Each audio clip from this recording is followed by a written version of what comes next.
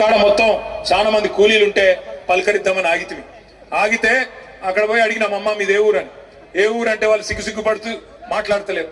ఏమ్మా చెప్పమ్మా, అలంపూర్ తాలూకానా గద్వాలనా ఎక్కడ అని అడిగితే వాళ్ళు ఏం చెప్పినారు ఎరికైనా, అన్న మాది రాయచూరు అన్న అని చెప్పినారు.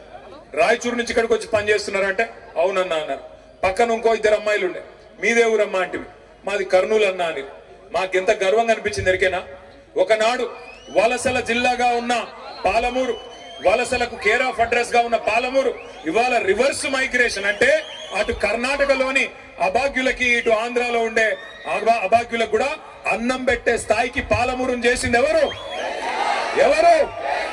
అట్లాంటి కేసీఆర్ గారి నాయకత్వంలో నడిగడ్డలో మీరు గెలిపించుకున్న ఎమ్మెల్యే మీకు పంగనామాలు పెట్టి, మీకు శటకోపం పెట్టి, పార్టీకి తల్లి పాలు దాగి రొమ్మును గుద్దినట్టు పార్టీకి అన్యాయం చేసి ఇలా రేవంత్ రెడ్డి సంకన కూర్చొని మీదికి మాత్రం సన్నాయి నొక్కులు నొక్కుతున్నాడు. నేను బీఆర్ఎస్ లోనే ఉన్నా అని ఇవాళ భయపడతా ఉన్నాడు.